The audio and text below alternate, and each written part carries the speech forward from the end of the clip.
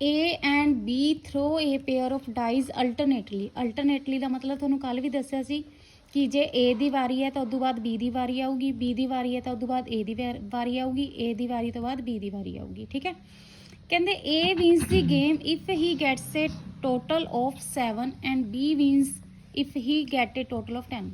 देखो कहते ए ते बी थ्रो करते हैं pair of dice. Pair of dice का मतलब कि दो डाइयां नूं थ्रो करते हैं। ठीक है, अल्टरनेटली का मतलब कि पहला ए थ्रो करता है फिर बी, फिर जे बी ने थ्रो करता उस तो बाद ए थ्रो करूगा, फिर ए ने थ्रो करन तो बाद बी थ्रो करता है, यानी कि मेरी वारी तेरी वारी। ठीक है, ए विन्स द गेम, कहते ए किदों जितदा है if he gets a total of 7, जो उन्होंने टोटल कितना मिल जाता है 7, तो बी किदों जितदा है B wins if he gets a total of 10। ठीक है, जे दोनों डाइयां ते नंबर का सम कितना बनता 10। If A starts the game find the probability that B wins. देखो गेम शुरू कौन करता है ए, बट जिताना किनू है बी नू। प्रोबेबिलिटी किनकी फाइंड करनी है बी दे जितन दी। Find the probability that B wins. देखो ਆਪਾਂ ਜਦੋਂ दो डाइयां टॉस करते हैं तो अपने पता है 6 × 6 किन्ने केस बनते हैं 36। ठीक है, ये कहते ए किदों जितदा है जो टोटल ऑफ की आ जाता है 7, तो बी किदों विन्स करता है जो टोटल ऑफ की बन जाता है 10। दो डाइयां तो 36 केस दसे सी ना बनाने, बना लियो। उनदे विच ये देख लियो कि दोनों नंबरों का सम 7 किंदा बनता, जिवें 6 ते बनता बनते 6 का, 2 ते 5 का, 5 ते 2 का, 3 ते 4 का सम 7 बनी जाता, 4 ते 3 का सम। होर बनते कोई? बस आ 6 केसिस आ गए। Total of 5 sorry total of 10 5 5 10 हो गया, 4 6 10 हो गया, 6 4 10 हो गया। ठीक है, होर केस तो बनते नहीं। हुण इन्हां ने की कहा प्रोबेबिलिटी किंदे वीन्स की फाइंड करनी है ए दे वीन्स की, बट सॉरी बी दे वीन्स की, बट गेम स्टार्ट कौन करता है ए। देखो ए दी प्रोबेबिलिटी कितनी है 6/36, बी दी 3/36 यानी कि 1/12। ए दे हारन दी कितनी हो जाएगी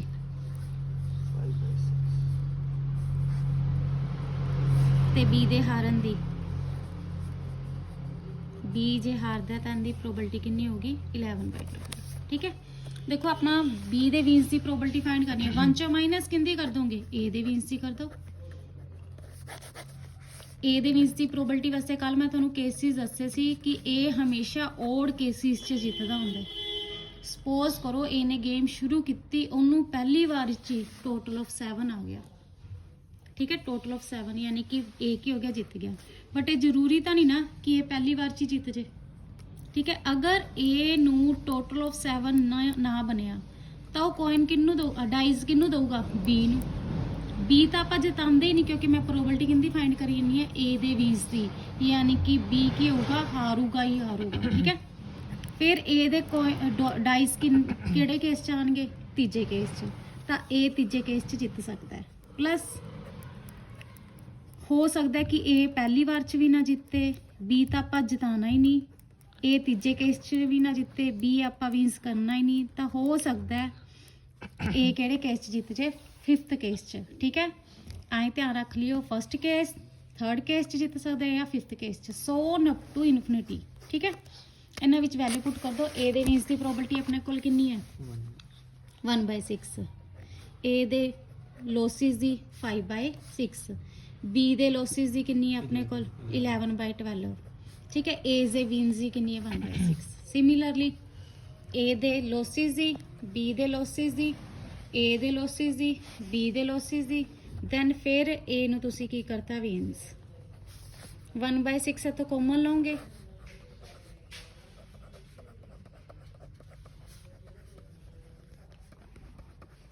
ठीक है, so on up to infinity. देखो ये अपनी की बन रही है जीपी 5/6 × 11/12 नू 1 नाल डिवाइड करो, 5/6 × 11/12 की होल स्केयर नूं इहदे नाल डिवाइड करो। अपने कोल ए आ गया 1, आर कितना आ गया अपने कोल 5/6 × 11/12। ठीक है, फॉर्मूला कल थोनों इनफिनिटी वाला दसे सी, एस इनफिनिटी का फॉर्मूला की होंदा A/1 - R। ए की वैल्यू 1, आर की वैल्यू कितनी आ जाएगी 55/72। एलसीएम लो 72 डिवाइड च रेसिप्रोकल होके क्या आ जाएगा मल्टीप्लाई माइनस कर दो।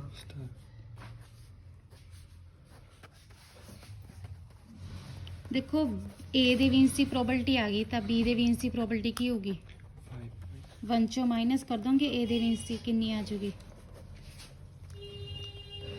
5/17। If A and B are two independent events, मैं ਤੁਹਾਨੂੰ ਪਹਿਲਾਂ ਵੀ ਦੱਸਿਆ ਸੀ ਅਗਰ ਇੰਡੀਪੈਂਡੈਂਟ ਇਵੈਂਟਸ ਹੁੰਦੇ ਆ ਤਾਂ ਇੰਟਰਸੈਕਸ਼ਨ ਨੂੰ ਤੁਸੀਂ ਕਿੰਦੇ ਚ ਕਨਵਰਟ ਕਰ ਲੈਣੇ ਹੋ ਦੋਨਾਂ ਦੀ ਮਲਟੀਪਲਾਈ ਚ PA into PB। ਕਹਿੰਦੇ such that PA bar intersection B ਕਿੰਦੇ ਇਕੁਅਲ ਹੈ 2/15, PA ਇੰਟਰਸੈਕਸ਼ਨ B ਬਾਰ ਕਿੰਦੇ ਇਕੁਅਲ ਹੈ 1/6। ਫਾਈਂਡ ਕੀ ਕਰਨਾ ਹੈ PA ਤੇ PB। A ਤੇ B ਇੰਡੀਪੈਂਡੈਂਟ ਹੈ, ਇੰਟਰਸੈਕਸ਼ਨ ਕਿੰਦੇ ਚ ਕਨਵਰਟ ਹੋ ਜਾਊਗੀ ਮਲਟੀਪਲਾਈ ਚ। ਇਹਨਾਂ ਨੇ ਕੀ ਕਿਹਾਗਾ PA ਬਾਰ ਯਾਨੀ ਕਿ ਨਾ ਮਤਲਬ ਹੈ A ਹੈ ਨੀਗਾ, ठीक है, B सिलेक्ट करना है यानी कि नाइदर A बट B ਨੂੰ सिलेक्ट कर सकते हैं। ठीक है, A इंटरसेक्शन B बार कहते A दी ते B ਦੀ प्रोबेबिलिटी फाइंड करो। ठीक है, ਇਹਦਾ मीनिंग समझ आ गया ना, नॉट A बट B, ਇਹਦਾ मतलब कि A बट नॉट B, जिंदे उपर बार ਹੁੰਦਾ ਉਹ ਸਿਲੈਕਟ ਨਹੀਂ ਹੋ ਸਕਦਾ। ठीक है ना, ਹੁਣ ਦੇਖੋ ਇੰਟਰਸੈਕਸ਼ਨ ਹੈ, ਇੰਟਰਸੈਕਸ਼ਨ ਨੂੰ ਮੈਂ ਤੁਹਾਨੂੰ ਕਿਹਾ ਸੀ ਕਿੰਦੇ ਚ ਕਨਵਰਟ ਕਰ ਸਕਦੇ ਹੋ ਮਲਟੀਪਲਾਈ ਚ, ਯਾਨੀ ਕਿ PA ਬਾਰ ਇੰਟੂ PB ਕਿੰਦੇ ਇਕੁਅਲ ਆ ਗਿਆ 2/15 ਦੇ। ਆ ਫਸਟ ਇਕੁਏਸ਼ਨ ਬਣ ਗਈ। PA ਇੰਟਰਸੈਕਸ਼ਨ PB ਬਾਰ ਇਹਨੂੰ PA ਇੰਟੂ PB ਬਾਰ ਲਿਖ ਸਕਦੇ ਹੋ। ਠੀਕ ਹੈ, ਬਸ ਧਿਆਨ ਇਹ ਰੱਖਣਾ ਹੈ ਕਿ ਇੰਟਰਸੈਕਸ਼ਨ ਨੂੰ ਤੁਸੀਂ ਕਿੰਦੇ ਚ ਕਨਵਰਟ ਕਰਨਾ ਹੈ ਮਲਟੀਪਲਾਈ। ਦੇਖੋ PA ਬਾਰ ਹੈ, PA ਬਾਰ ਨੂੰ ਤੁਸੀਂ 1 - PA ਲਿਖ ਸਕਦੇ ਹੋ ਨਾ, फस्ट इक्वेशन च PA बार ਨੂੰ ਤੁਸੀਂ 1 - PA ਲਿਖ ਸਕਦੇ ਹੋ ਨਾ। ਦੇਖੋ PA ਬਾਰ ਇੰਟੂ PB ਸੀ, PA ਬਾਰ ਦੀ ਜਗ੍ਹਾ ਤੇ ਮੈਂ ਕੀ ਲਿਖੀ ਜਾਂਦੀ ਹੈ 1 - PA ਇੰਟੂ ਚ PB ਪਿਆਈ ਹੈ ਇਕੁਅਲ ਟੂ ਕਿੰਦੇ 2/15 ਦੇ। ਦਿਸ ਇੰਟੂ ਦਿਸ ਕਰ ਦਈਏ PB minus PA into PB। ਹੁਣ ਦੇਖੋ ਸਿਮਿਲਰਲੀ ਆਪਣੇ ਕੋਲ ਸੈਕਿੰਡ ਇਕੁਏਸ਼ਨ ਹੈ, ਇਹਦੇ ਵਿੱਚ ਕੀ ਹੈ PA ਤੇ PB ਬਾਰ ਹੈ, PB ਬਾਰ ਨੂੰ ਲਿਖ ਲਓ ਤੁਸੀਂ 1 - PB ਮਲਟੀਪਲਾਈ ਕਰ ਦਿਓ PA into PB equal to 1/6।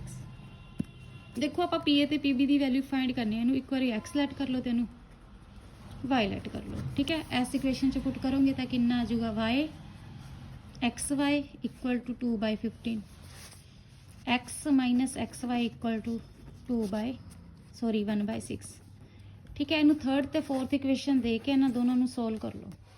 देखो इत्थे भी -xy है, इत्थे भी -xy है, दोनों नू की कर दो सबट्रैक्ट। थर्ड इक्वेशन चो फोर्थ इक्वेशन की कर दो माइनस। थर्ड इक्वेशन अपनी की है y minus xy equal to 2/15, x minus xy equal to 1/6।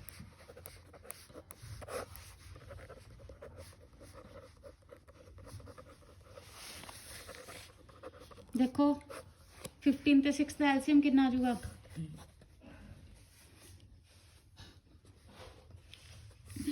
30। नीचे वाले फंक्शन नाल डिवाइड कर देने, ऊपर वाले नाल मल्टीप्लाई कितना आ जाएगा 4 - 5 y minus x equal to किंदे इक्वल आ गया -1/30 ਦੇ। ਤੁਸੀਂ ਇੱਥੋਂ y ਦੀ ਵੈਲਿਊ ਫਾਈਂਡ ਕਰ ਲਓ, ਆ ਮਾਈਨਸ ਇੱਧਰ ਆ ਕੇ ਕੀ ਹੋਊਗਾ ਪਲੱਸ ਆ, y ਦੀ ਵੈਲਿਊ ਕਿੰਨੀ ਆ ਗਈ x - 1/30। ਫਸਟ ਇਕੁਏਸ਼ਨ ਕੀ ਆਪਣੇ ਕੋਲ y minus xy equal to 2/15। Third equation sorry, ਇਹਦੇ ਵਿੱਚ y ਦੀ ਵੈਲਿਊ ਪੁੱਟ ਕਰ ਦਿਓ।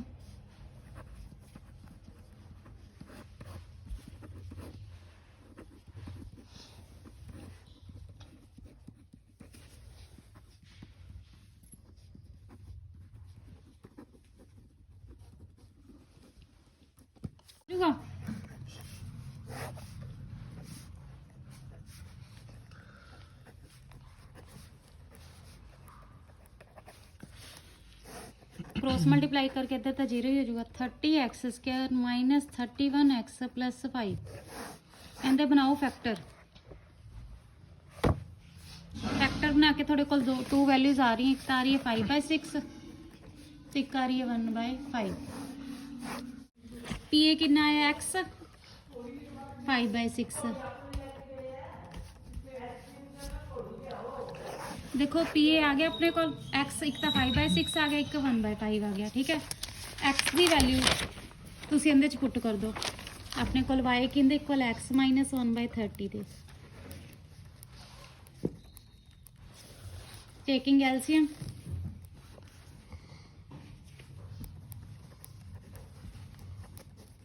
सिमिलरली एक्स की वैल्यू तुसी 1/5 पुट कर दियो उतो, जिहड़ी वाई अपनी हैगी है वो किंदी प्रोबेबिलिटी है बी दी। ठीक है, देखो 13 सीच की है probability of happening at least one of the independent events. Independent events तो तुहानूं दस ही दित्ता सी कि जिहड़ी इंटरसैक्शन हुंदी है वो किंदे च कन्वर्ट हो जांदी मल्टीप्लाई च।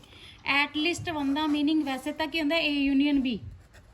ठीक है, बट अपने नूं पता है जे अपने नूं कह दन कि दो ए ते बी दो जाने है, अपने नूं पता है जा तो दोनों जाने की हो जाएंगे पास हो जाएंगे, जा दोनों जाने की हो जाते फेल, यानी कि जा तो दोनों की हो जाएंगे विंस या दोनों की हो जाएंगे लॉस, या ए विंस है तो बी की हो जाऊगा लॉस च, प्लस जे ए लॉस च है तो बी की होगा विंस। तो इन्हें टोटल प्रोबेबिलिटी का सम किंदे इक्वल होंदा है 1 दे।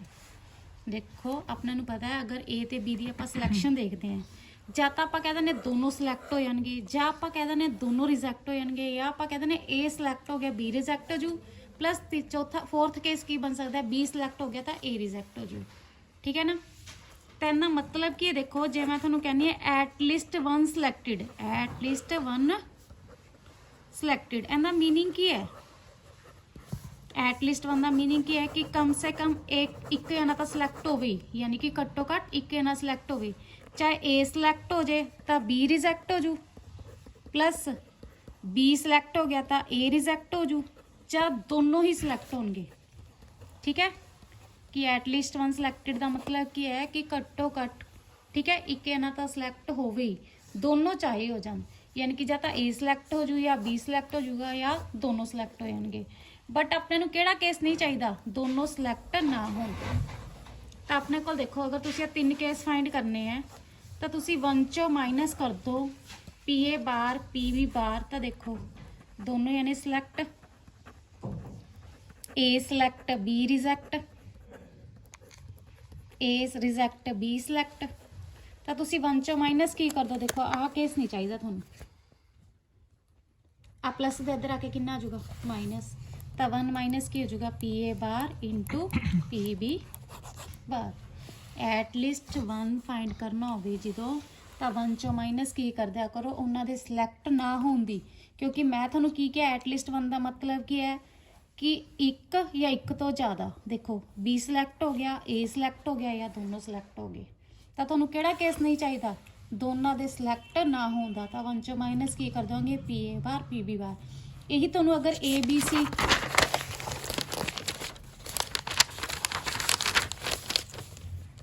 पी ए गिवन है, पी बी गिवन है, पी सी गिवन है। ठीक है, तिना विचों कह देना एटलीस्ट 1 फाइंड करो।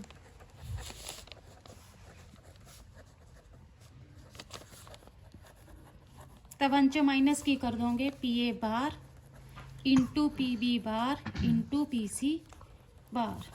ठीक है, क्योंकि देखो अगर एटलीस्ट 1 क्या है, एटलीस्ट 1 सिलेक्ट का मतलब कि जब ए सिलेक्ट हो यू, बी सिलेक्ट हो यू, सी सिलेक्ट हो यू, या ए बी दोनों सिलैक्ट हो जाएंगे, बी सी दोनों सिलैक्ट हो जाएंगे, या ए सी दोनों सिलैक्ट हो जाएंगे, या तिन्ने सिलैक्ट हो जाएंगे। केस बहुत ज़्यादा बन जाते हैं, तो इस करके की करा करो एटलीस्ट 1 वास्ते की कर दिया करो 1 minus P A bar P B bar P C bar, यानी कि अपने किहड़ा केस नहीं चाहिए सिलैक्ट ना होने वाला, तो टोटल प्रोबेबिलिटी चो वाला केस माइनस कर दिया करो कि वह सिलैक्ट नहीं हुई। ठीक है, देखो the probability of solving a specific problem independently mention करता ना independently by A and B are this and this। A the probability 1/3 है, B दी probability 1/5 है। कहते if both given है 1/3, B दी probability given है 1/5। ये कहते if both try to solve the problem independently find the probability that the problem is solved। देखो problem solve होनी चाहिए है, प्रॉब्लम सॉल्व होने का मतलब क्या है कि घट्टो घट एक जना तो सॉल्व करूगा ही करूगा, चाहे ए कर दे चाहे बी कर दे चाहे दोनों कर दें। ठीक है, जिथे लिखे आ जाए ना प्रॉब्लम इज सॉल्वड कहने का मतलब की होंदा एटलीस्ट 1, मतलब की होंदा एटलीस्ट 1। क्योंकि देखो कई होंदे कि सम सॉल्व हो गया, प्रॉब्लम सॉल्व होगी, चाहे तो उन्होंने ए सॉल्व कर दे, चाहे उन्होंने बी सॉल्व कर दे, चाहे दोनों सॉल्व कर दें, यानी कि तुहानूं किहड़ा केस नहीं चाहिए,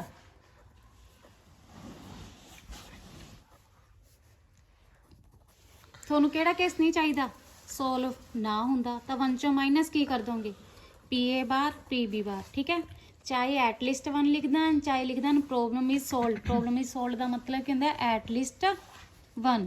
ठीक है, तो 1 चों माइनस की कर दोगे P A bar into P B bar. P A bar किवें फाइंड करोगे, 1 माइनस कर दो P A, LCM 2/3, P B bar 1 minus 1/5 4/5, value put कर दो P A bar 2/3, P B bar 4/5, multiply करके एलसीएम लो, टेकिंग एलसीएम 15 माइनस 8 7/15। देखो second example है, A and B appeared for interview, the probability of their selection is 1/2 1/3, find the probability both selected. देखो both selected का मतलब की हो गया, बोथ का मतलब दस्या सी ना तुहानूं, इंटरसैक्शन दोनों सिलेक्ट हो गए, इंडिपेंडेंटली है तो इंटरसैक्शन किंदे च कन्वर्ट हो जाएगी, मल्टीप्लाई च।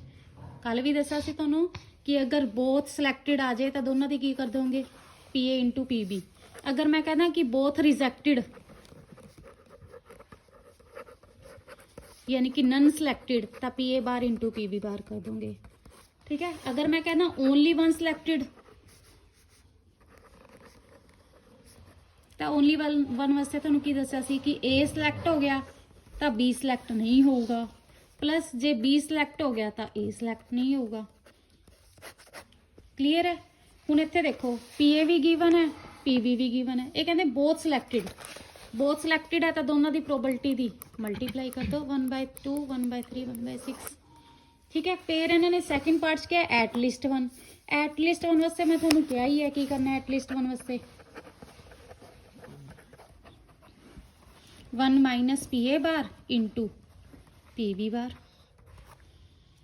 पी ए हैगा तुहाडे कोल 1/2 तो पी ए बार की आ जाऊगा 1 माइनस कर दोगे 1/2। पी बी है तुहाडे कोल 1/3, पी बी बार की हो जाऊगा 1 minus 1/3 2/3। 1 minus P A bar P B bar करना है, पी ए कितना थोड़ा 1/2, P B bar 2/3। This one cancel 1 minus 1/3, taking LCM answer कितना आ गया 2/3। फर्स्ट एग्जांपल है, how many times must a fair coin be toss so that the probability of getting at least one head is more than 80%। देखो जिमें उहदे च ए ते B दो जाने देते सी, इत्थे इन्हां ने कहा कहंदे how many times must a fair coin is be tossed. कहंदे एक कॉइन नूं तुसीं किन्ने वारी टॉस करो so that the probability of getting at least one head, कि एटलीस्ट वन हैडां दी जिहड़ी प्रोबेबिलिटी है ना इज मोर दैन 80%। ठीक है, देखो अपना नहीं पता कि कॉइन नूं किन्ने वारी टॉस करना है। सपोज कर लो तुसीं कॉइन नूं किन्ने टाइम टॉस करी जांदे हो n टाइम्स। देखो इन्होंने की क्या है एटलीस्ट वन हैड आने की प्रोबेबिलिटी क्या है, अपने पता है हैड आने की प्रोबेबिलिटी 1/2 होंगी है। हैड ना आने का मतलब क्या होगा टेल, टेल आने की प्रोबेबिलिटी फाइंड कर लोगे 1 माइनस 1/2 1/2। ठीक है, हुण देखो एटलीस्ट वन हैड आने की जी प्रोबेबिलिटी है ना वो मोर दैन है 80%। 80% का मतलब क्या हो गया 80/100। देखो एटलीस्ट वन, अगर मैं थोनों दो जाने दिते सी ए ते बी तो तुसी 1 चों माइनस की किया P A bar P B bar. अगर ए बी सी 3 सी तो 1 चों माइनस की किया सी आपां P A bar P B bar P C bar. ठीक है, हुण इत्थे आपां कॉइन नूं किन्ने बार टाइम टॉस किया n टाइम्स, तो 1 चों माइनस की करोगे P A bar P A bar P A bar so on up to n times. P A bar का मतलब ये हो गया टेल आने की प्रोबेबिलिटी। ठीक है ना,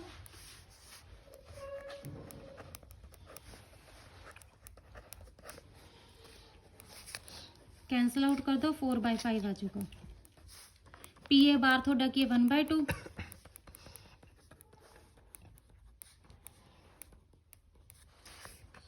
देखो अगर 1/2 टाइम्स है तो होल स्केयर आ जाता है, 3 टाइम्स है तो क्यूब आ जाता है, n टाइम्स है तो 1/2 की होल पावर की आ जाएगी थोड़े को n। ਆ +1 ਇਧਰਲੀ ਸਾਈਡ ਆ ਕੇ ਕੀ ਹੋ ਜਾਊਗਾ -1 ਟੇਕਿੰਗ ਐਲਸੀਐਮ